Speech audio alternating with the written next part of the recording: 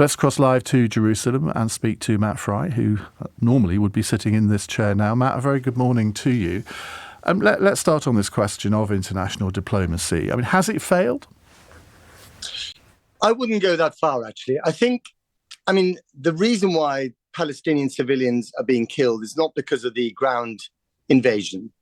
The greater peril there is actually for certainly the Hamas fighters who are being killed, I'm assuming in large numbers, and of course Israeli soldiers. What's killed Palestinian civilians have been the aerial bombardments, and they of course started a few days after October the 7th, and they are continuing to this day. And I think what the Americans have realized, and this is significant, is that after the initial wholehearted support for Israel, which they're still giving them, and Antony Blinken, the Secretary of State, did this yesterday on his visit, they've realized that actually too many Palestinian civilians killed on the streets of Gaza, in the refugee camps, some of them in hospitals. That is very bad for Israel's image and for the righteousness of their cause, which the Americans fundamentally don't question. An attack of that nature, 1,400 civilians killed and slaughtered in the most brutal medieval way, requires a response.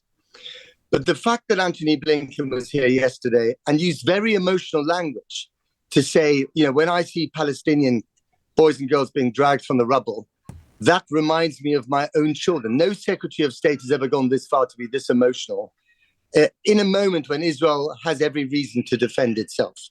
So he's kind of quietly reading them the riot act, saying if you do too much of this, not only will you create the next generation of Hamas leaders, but you're also going to become more isolated in the region where you were beginning to really make quite a few friends.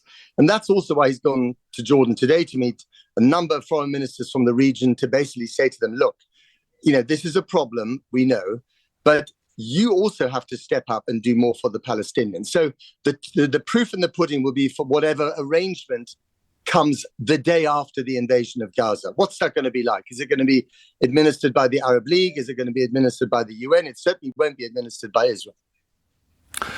The intervention yesterday of Hezbollah, how do you interpret that? Does that change things at all? Not really. We were all sort of holding our breath from Beirut to Jerusalem to see if they would come up with something more robust than saber-rattling, and they didn't. And I think the reason they didn't is, one, because there are two US aircraft carrier groups based in the Eastern Mediterranean. That was a smart move of Biden's right at the beginning. In other words, you try this, and this is what you're going to get in response. But more importantly, Hezbollah's back is Iran, and Hezbollah doesn't really act without Iran giving it the green light.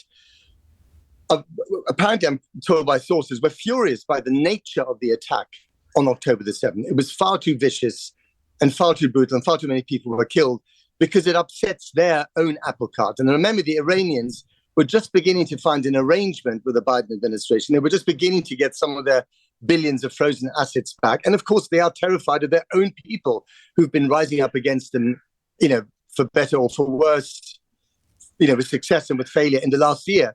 And this old trope that, you rally Iran behind the great Satan, America, or behind anti-Zionism, it doesn't work anymore. The Iranian people have kind of woken up to that old trick, and what they want is regime change at home. So since self-preservation is the guiding principle of the Ayatollahs, they're not prepared to risk that. And that is actually the main thing that has saved this region from a wider conflict.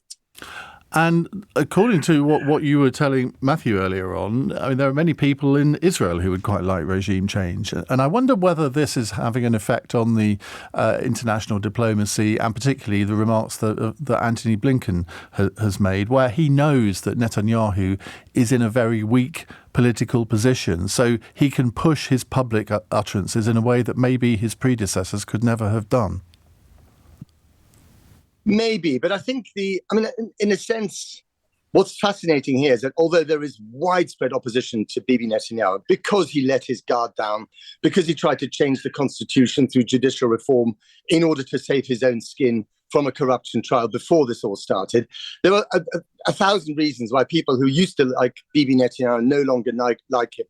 But at the same time, Ian, there's real unity in this nation about the response to Hamas. There are very few people, even in the peace camp, who'll say to me, well, we shouldn't go in. Let's just find a deal. Let's go back to the two-state solution. very few people believe in that. They want Hamas to be punished very severely, which is exactly what's happening right now.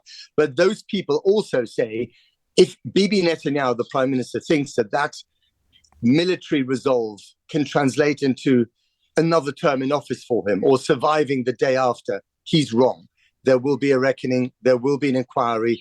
Why was there more IDF based in the West Bank trying to keep, tricky settlers, who are conducting an appalling, tricky is the wrong word. They're vicious people who are kind of hounding Palestinians out of their villages at gunpoint. Why was the army there, to kind of protect them instead of protecting the kibbutzim who lived, on the edge of Gaza?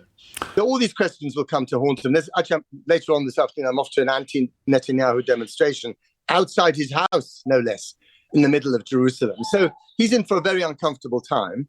And remember, although his nickname used to be Mr. Security, and he comes across as tough and hardline, he vacillates. He's a ditherer, and he finds it very hard to take tough military decisions, unlike some of his predecessors who actually had military experience. And he's one of the rare prime ministers in Israel who didn't. So I think, he's really been pushed into a corner on this, and I would be very surprised if he's still, in the prime minister's mansion in a year from now.